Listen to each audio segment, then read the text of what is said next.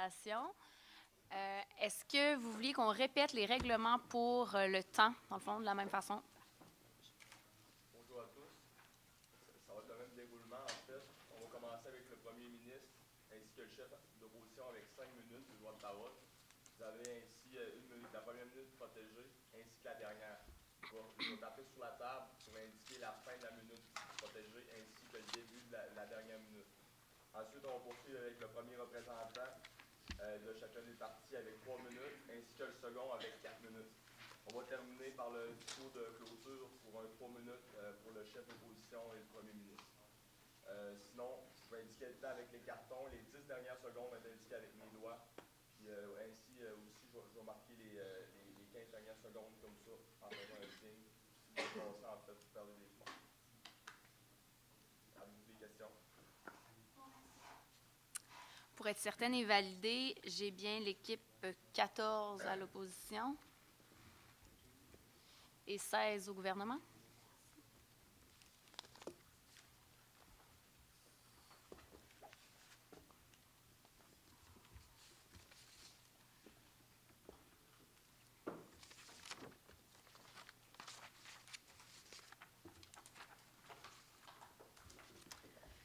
J'inviterai maintenant le premier ministre à s'avancer pour son premier droit de parole d'une durée de 5 minutes, dont la première et la dernière minute seront protégées. Même principe, si vous posez des questions et qu'on ne vous donne pas le droit de parole dans le temps où est-ce que c'est permis, je vous demande d'écrire les questions sur un papier et nous les remettre à la fin du débat. Thank you very much, Madam President, members of the government and of the opposition. The government today is so proud to stand behind a motion that will secure the future of our population. What we propose today is the following: to establish a single tax rate for both individual and companies set at 50%. It would start at the beginning of 2016, and tax deduction mechanisms will be strengthened to prevent from passing the burden to young families, workers with low disposable incomes, and anyone else that is currently in the impossibility of having a higher tax burden. To justify this motion today, the government has come up with 3 strong arguments that will be sure to convince you. First, the immense social and economic benefits that this motion will bring to this country, on which I will elaborate further in my speech. 2, to correct the inequalities that are currently present in our systems, both from people that are currently in lower tax brackets and higher tax brackets. And 3, to guarantee future economic growth for our children, our grandchildren, and everybody from this point. So now let me move into my first argument: the immense social and economic benefit of our implementation. As I've mentioned, tax deduction mechanism will be strengthened so that the burden of taxes will be passed slightly more on the people who are considered wealthier. As of right now, we have an evolving tax bracket, and it is set at a maximum of 48%. To increase the maximum tax at 50% will mean a great difference in the budget from which the federal government can work with. As you all know, we are not in an economic hardship. We foresee a surplus. However, there is so much that we can do with a stronger budget. As of right now, around 20% of citizens and corporations have a concentration of over 50% of the income and the profit on this country, according to Statistics Canada. The GDP in 2013 was close to 1.8 trillion. What does this mean? This means an increase of 50 to 90 billion for the federal budget coming for 2016.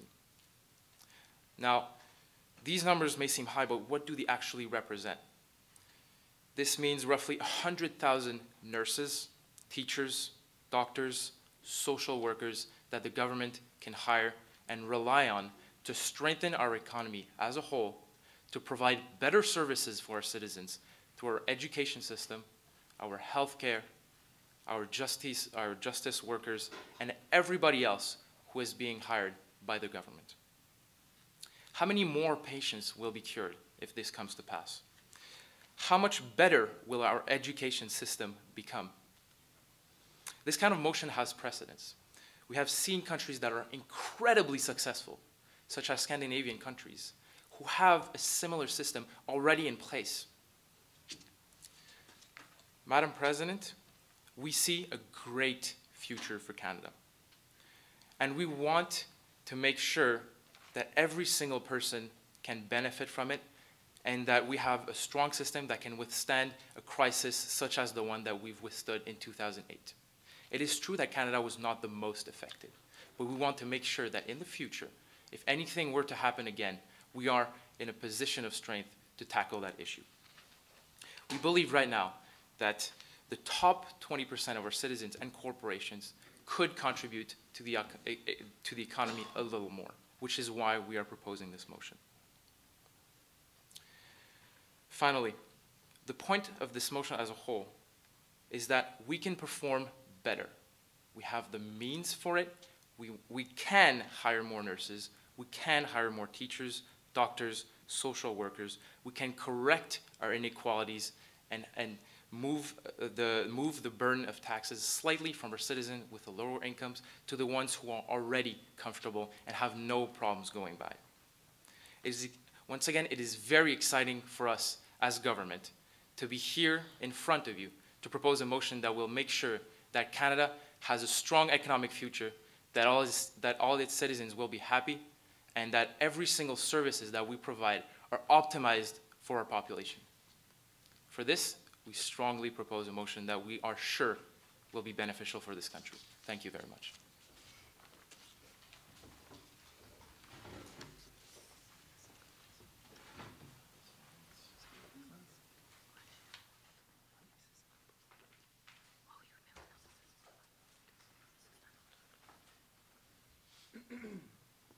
Thank you. J'inviterai maintenant le chef de l'opposition à s'avancer pour son premier discours d'une durée de 5 minutes, dont la première et dernière minute seront protégées.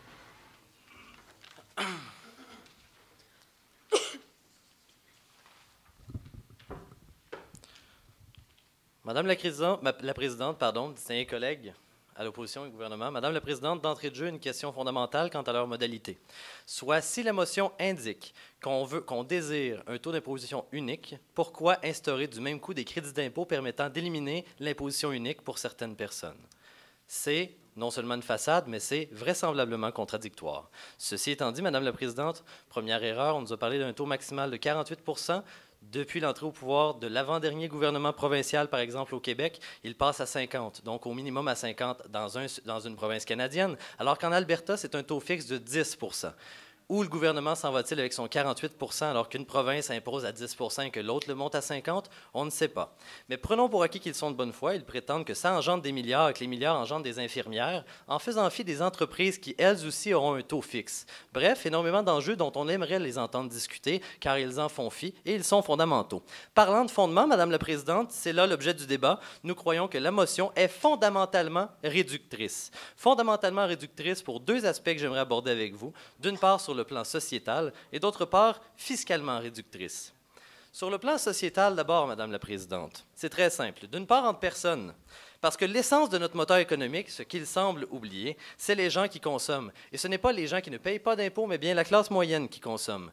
Et la classe moyenne qui consomme, où va leur dollar? Dans les poches des entreprises qui leur permettent de consommer. C'est une relation synergétique et on ne peut pas prétendre que simplement imposer ceux qui gagnent plus et imposer tout à la fois les entreprises qu'ils possèdent est un moyen absolu d'y arriver. Dans les faits, la classe moyenne est le moteur de l'économie, mais le pilote, ce sont nos entreprises et ce sont les gens qui y travaillent également et effectivement qui font de plus grands salaires.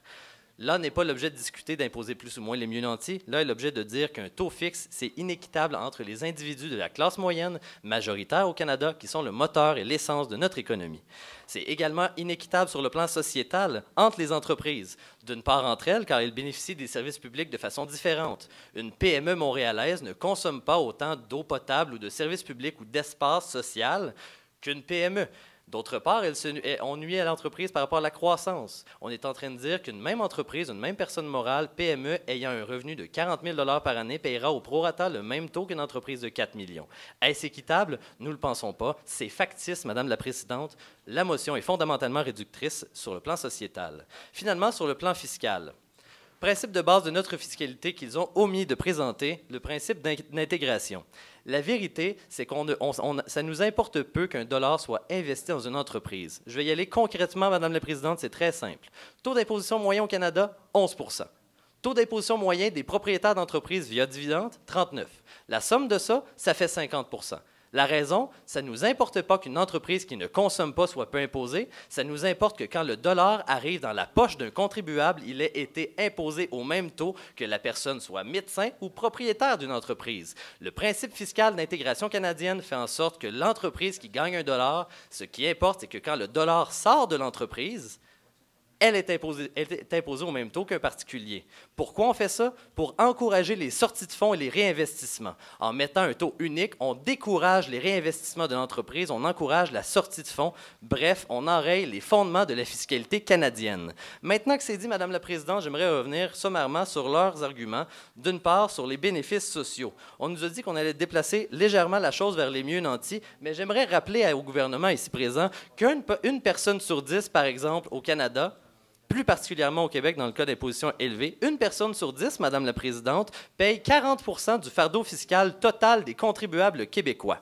On est en train de prétendre qu'une personne sur 10 contribue pour presque la moitié des revenus canadiens, québécois, et on veut déplacer légèrement plus en n'en demandant pas plus à personne. Donc non seulement c'est un faux taux unique, mais en plus, c'est socialement bénéfique, vraiment? On pose la question, Madame la Présidente, mais la réponse, elle, semble une fois de plus évidente.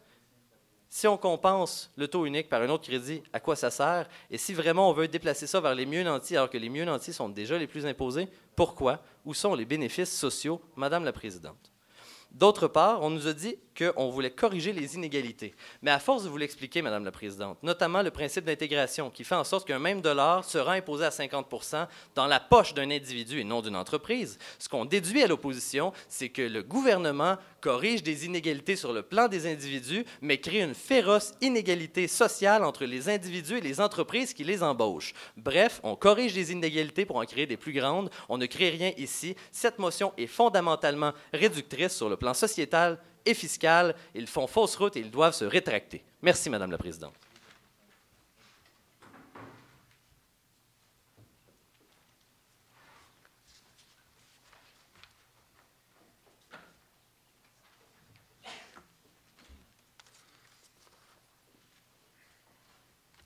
Merci. J'inviterai maintenant le premier représentant du gouvernement à s'avancer pour un droit de parole d'une durée de 3 minutes.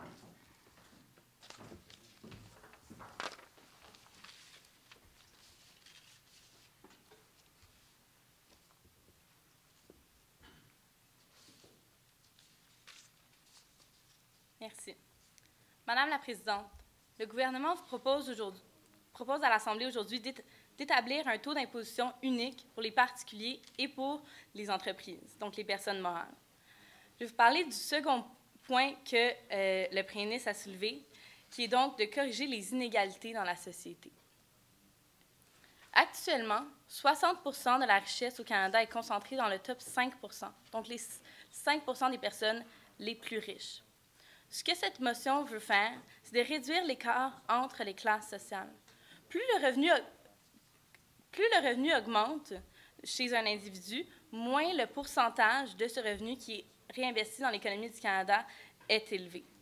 Si on prend un exemple, une personne qui a un revenu de 1 million réinvestit peut-être 30 % de son argent dans l'économie, alors qu'une personne qui a un revenu de 100 000 ou moins peut investir jusqu'à 90 % de son argent dans l'économie. On peut donc imaginer à quel point, si le pourcentage est haut chez les gens qui gagnent un plus petit revenu, surtout si on prend en considération les situations familiales.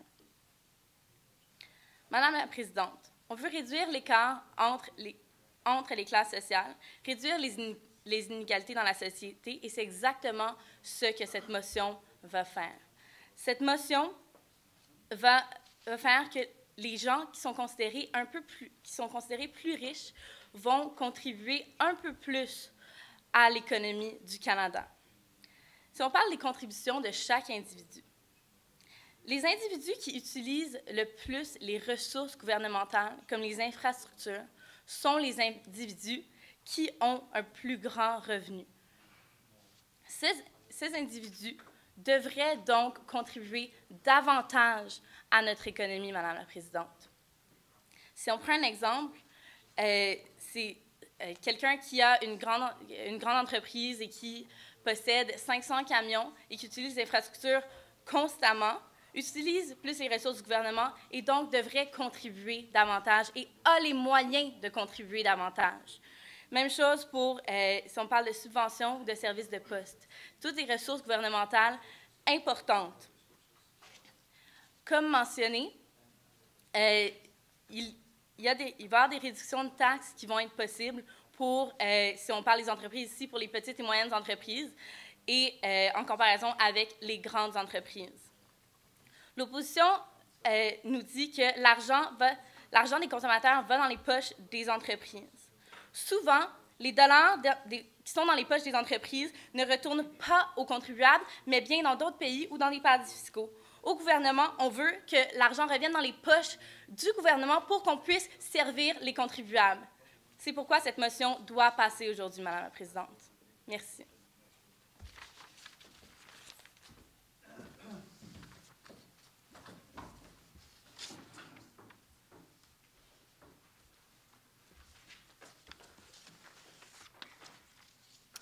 Merci. J'invite le premier représentant de l'opposition à s'avancer pour un discours d'une durée de 3 minutes.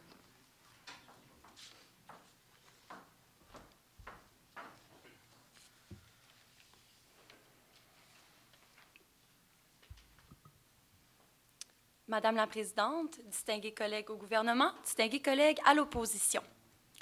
Aujourd'hui, à l'opposition, nous croyons fermement que la motion du gouvernement est fondamentalement réductrice sur les 2 points énumérés par mon chef de l'opposition, soit sur le plan sociétal et sur le plan fiscal, mais également fondamentalement réductrice parce qu'elle est inefficace. Pourquoi? Parce qu'en ce moment, 4 personnes sur 10 ne payent absolument aucun impôt. Avec un taux d'imposition unique, c'est donc 40 qui vont se retrouver avec des coûts de plus, des coûts qui ne seront pas bénéfiques pour la société. Pourquoi? Parce que ces gens-là qui ne paient pas d'impôts parce qu'ils n'ont pas les moyens vont se retrouver avec un pouvoir d'achat réduit. C'est donc dire qu'ils vont moins contribuer à l'économie canadienne. Et ça, ce n'est pas assurer le futur comme le prétend le gouvernement aujourd'hui. D'un autre côté, on parle des services. Le premier ministre aujourd'hui a dit que la motion allait permettre d'augmenter les services. Avec un taux d'imposition unique, c'est avec ça, supposément, qu'on va engager plus de médecins, plus de professeurs, qu'on va améliorer notre système d'éducation. On parle aujourd'hui d'équité au gouvernement. On veut que les riches contribuent plus. Et qu'est-ce qu'on fait? On enlève les paliers d'imposition et on met un taux unique pour que tout le monde contribue de façon égale. Ça, c'est pas, en fait, faire en sorte que les riches contribuent plus. Ce n'est pas assurer le futur, mais c'est faire tout le contraire. Et c'est également réduire le pouvoir d'achat de ceux qui n'ont pas les moyens, et c'est complètement mettre à terre l'économie canadienne. On a dit en fait que quelqu'un qui avait un salaire d'1 million de dollars investissait environ 30 de ce salaire-là en dépenses, et que quelqu'un qui faisait 100 000 dollars investissait environ 90 Qu'est-ce que ça fait, ça, Madame la Présidente? Ça fait que la personne qui gagne 1 million de dollars, elle met dans les poches de l'économie canadienne 300 000 et la personne qui en gagne 100 000, elle met 90 000. C'est donc dire qu'un calcul rapide, cette personne-là qui gagne 1 million de dollars contribue quand même plus à faire rouler l'économie canadienne, à dépenser. Et lorsqu'on dépense, on sait, on paie des taxes également. Et donc, aujourd'hui, nous croyons que la motion du gouvernement fait absolument le contraire. Elle est réductrice au plan sociétal, au plan fiscal. Elle est inefficace et en plus, elle ne permettra pas d'améliorer l'économie canadienne, elle va plutôt lui nuire. Donc, pour ces raisons, nous croyons que le gouvernement devrait se rétracter parce que leur motion n'assure pas le futur, elle n'a absolument aucun bénéfice social, elle ne corrige pas les inégalités car elle les augmente en fait. Et finalement, au niveau de la croissance économique, nous avons clairement démontré à l'opposition que ça allait faire tout le contraire, que ça n'allait pas permettre d'optimiser les services comme ils le disent, parce que l'optimisation, c'est faire plus avec moins. Et aujourd'hui, le gouvernement ne pourra non seulement pas faire plus, mais ne pourra pas aller chercher de l'argent comme ça. Merci beaucoup.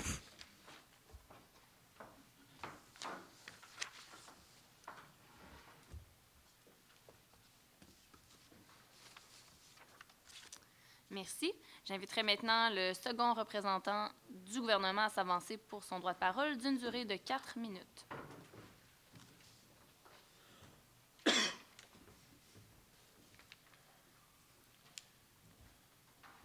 Thank you, Mr. Speaker. I'm pleased to be on-side government today to present a motion that would aid Canadians, not on an individual level, but on a social level as well. The resolution that the Government of Canada proposes to establish a single rate for individuals and for companies is beneficial on multiple accounts. That's why throughout my address today, I will be bringing up the point of ensuring economic growth. Then I will follow by reiterating and rebutting some of the points brought up by side opposition. So to begin with ensuring economic growth, I'd like to start off by painting a picture for you.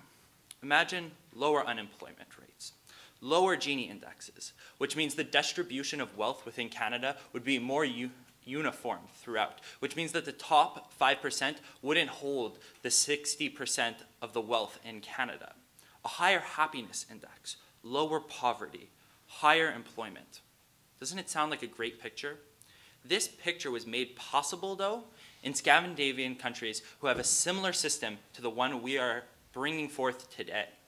By implementing this system, we can capture the same profitability, the same success that these countries have had. And I say similar system because Canada is unique and must be tweaked to tailor the Canadian citizens.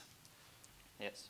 Do you think Scandinavian countries has the same economical condition than in Canada? We do not believe on-side government that they have the same conditions, and that's why we must tweak their current standards and their current systems to favor the Canadian country and the Canadian citizens. Now, through the extra tax on the rich specifically, we'd be gaining more money, increasing our budgets even further to be able to hire, as government has already said, more teachers, more nurses, more doctors. When you speak with Canadians today, they want better education for their children. They want shorter waiting times to see doctors. But this resolution provides the Canadian government with more funds to invest in these systems. Now, if we look at healthcare in itself, we will be able to increase the longevity of Canadians by bettering the system, to perhaps take the 83-year average to an 85-year average, allowing people to spend more time with their loved ones. Who wouldn't want that? We'd be increasing the education system so that people would be getting better textbooks, better materials throughout all of Canada as a whole. Who wouldn't want that? Simple answer is everyone wants this. Everyone wants this ability, and it's even beneficial for the companies themselves because they would be getting better trained employees with higher capabilities because they are better educated and are going to work harder due to better mental health and physical health. Now, to go on to rebut some of the points brought on by side opposition, they said that this system, would destroy the unique benefits of the old system, which would provide tax cuts for people who couldn't pay it. But this resolution doesn't necessarily do that. It never mentions in one point that it would reduce these tax cuts in place. They would still be able. They also said that the middle class drives the economy. But if the middle class drives the economy, why are we taking away their money? Why are we allowing the rich, the 5%, to hold on to the wealth in Canada and not reinvest it into the education, into the students, into our future? It's important. They also agreed with us that this does create equality among individuals, but perhaps not equality among companies. However, if all companies were taxed the same rate, it would be in itself equality towards them. And there is a possibility that rebates would be in place, and there are current rebates in place for small companies, and there are rebates in place for large companies which have specific conditions that must be met. For these reasons that are brought up today, ensuring economic growth and creating equality, this resolution will pass. Thank you.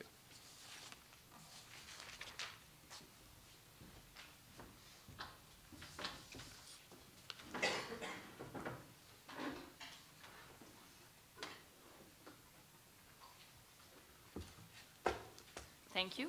J'inviterai maintenant le second représentant de l'opposition à s'avancer pour son discours d'une durée de 4 minutes.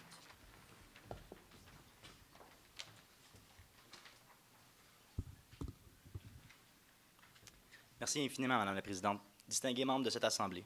Tant de choses à dire, peu de temps.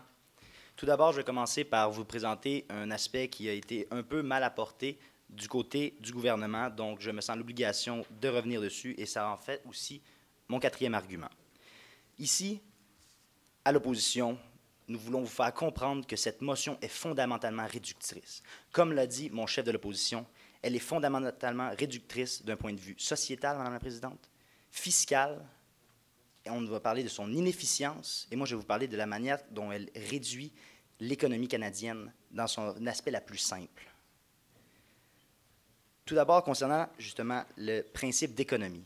Cette motion est tout à fait réductrice, fondamentalement réductrice même, pour ce qui est de l'économie. Elle voit l'économie comme étant quelque chose d'ultra simple. On a simplement à mettre une taxe qu'on applique partout, également aux riches comme aux pauvres, également aux grandes entreprises que petites entreprises, et ça règle tous les problèmes.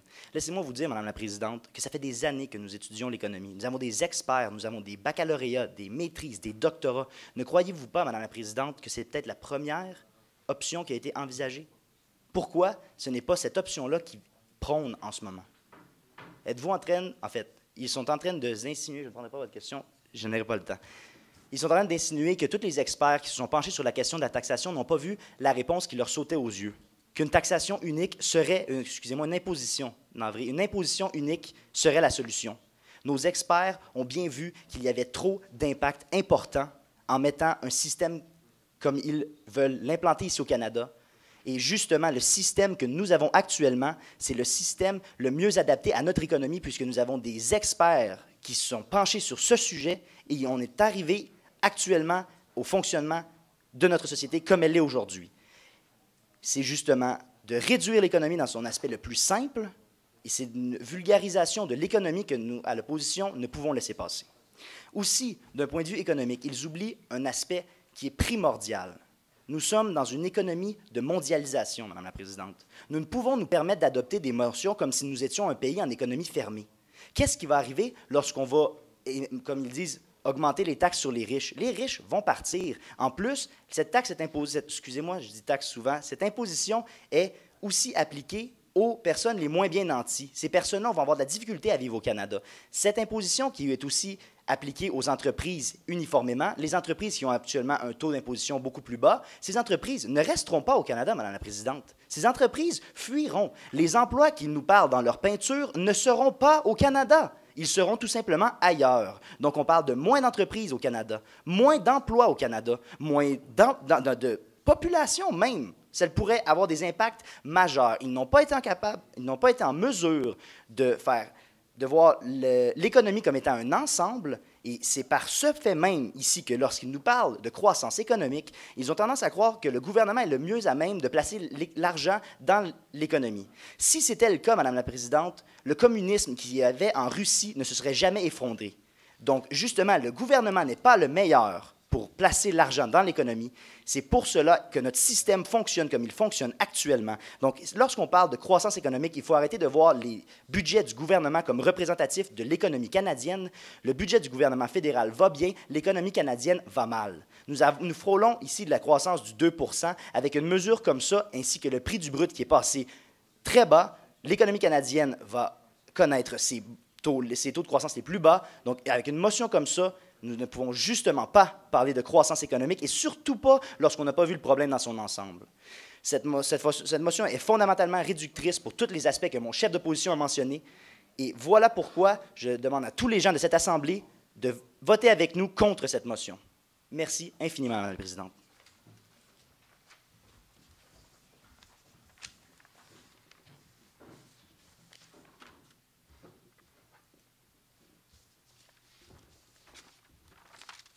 Merci. Alors, j'invite à nouveau le premier ministre à s'avancer pour son dernier discours d'une durée de 3 minutes, entièrement protégé. Thank you very much, Madam President. Reducing. The most used word by side opposition to fend off the motion is, in our opinion, completely incorrect. Progressive. This is how side government sees this motion. The problem of income inequality is much deeper, much bigger than some would think. When we look at countries who have a low Gini index, which is the index that measures this very thing, income inequality, the lower it is, the better it is. We look at higher levels of happiness across the board with an almost 90% correlation. We look at better healthcare systems. The quality of services overall provided by the states are also better. The quality of the education system is usually better and taken in charge from daycare to university. We're talking about the countries that are performing the best out of our entire planet. Why would we choose these countries as examples across the world if they had a system that was, as they say, so reducing? The opposition talks about experts, that the economy is not as simple as side government would wish it to be, that perhaps the option that we are proposing today has already been considered and fended off simply because it's not realistic. But the economy is a science that needs to be observed over a long time. Theories cannot be decided whether or not they're good or bad. They need to be tested in order to see their worth, which is exactly what side government has done. We have proof, living proof, with countries such as Sweden, Norway, Denmark, Austria, Czech Republic, and the list goes on, that have a similar system for years and years and that have been outperforming the neighbors in every single aspect. Why would Canada refuse to model their system on those countries if they are performing so well? To come up with theories and to present them as proof, saying that this model would not work, is simply not a good argument. The arguments that were presented today were, one, the immense social and economic benefits of this motion, simply because we would be able to hire many more professionals and thus lower the burden on the people who already are at risk of perhaps losing their job or having a lower salary.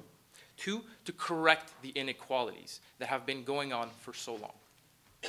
The opposition said that the rich would leave if taxes would increase. With that kind of logic, there would be absolutely no more wealthy individual in Canada, considering that our neighbor of the South has 2 to 3 times of a lower tax rate across most brackets. Our third and final argument was to guarantee future economic growth. Because of those 3 arguments that were presented to you today, we guarantee that we are going to propose a bright future for all of our citizens. Thank you.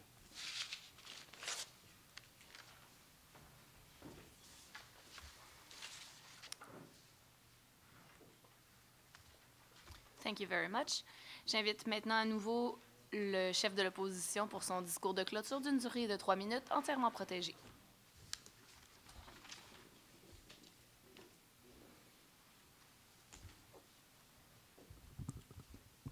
Madame la Présidente, distingués collègues, Madame la Présidente, la bonne foi, le gouvernement en fait preuve, c'est évident. Malheureusement, si la bonne foi était le seul outil nécessaire à la croissance économique d'un pays, nous serions tous riches. Ce que ça prend aussi, c'est de la cohérence. Et je m'attellerai à vous prouver qu'il n'y en a absolument aucune. Ne serait-ce que par commencer par prétendre que leur motion est progressiste. Savez-vous d'où vient l'impôt sur le revenu, Madame la Présidente?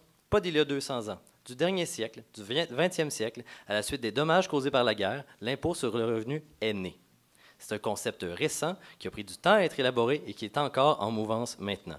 Est-ce que le gouvernement semble le considérer? Non. L'opposition en fait fi. Le gouvernement, en fait fi. Ce n'est pas du progrès d'oublier totalement les choses du passé et les raisons pour lesquelles on a créé de telles dispositions. Que nous a-t-on dit d'ailleurs? Que les mieux nantis paieraient plus. Est-ce que la motion est d'hausser le palier maximal d'imposition pour les mieux nantis? La réponse est non. La motion est d'imposer de façon unique tous les particuliers. Mais ce qu'on nous a dit, c'est riches, riches, riches, riches. Quand bien même qu'ils sont de bonne foi. Pourquoi riches? Pour la santé, pour l'éducation, pour engager des infirmières. Est-ce qu'on nous prouve, hors de tout doute, en parlant de santé et d'infirmières, qu'on doit imposer de façon unique particuliers et individus? Non.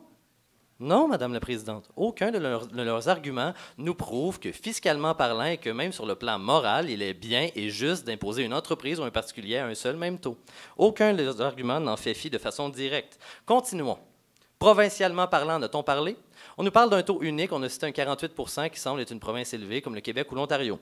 Mais est-ce que le taux unique sera provincial, fédéral? Seulement fédéral, provincial et fédéral? Est-ce qu'on considère les provinces? Qu'est-ce qu'on fait comme l'Alberta qui a un taux provincial de 10 % mais que les taux fédéraux s'appliquent? Est-ce qu'on le considère? Font-ils partie de leur motion? Non, Madame la Présidente, on ne le considère pas encore. C'est incohérent. On ne sait même pas comment l'appliquer. On nous parle des pays scandinaves, alors que les pays scandinaves ont un PIB d'à peu près 70 millions d'euros, ce qui est à peu près le double de notre devise courante, ce qui est une fois de plus incohérent. Finalement, et hors de tout doute, on nous parle de croissance économique. Économique.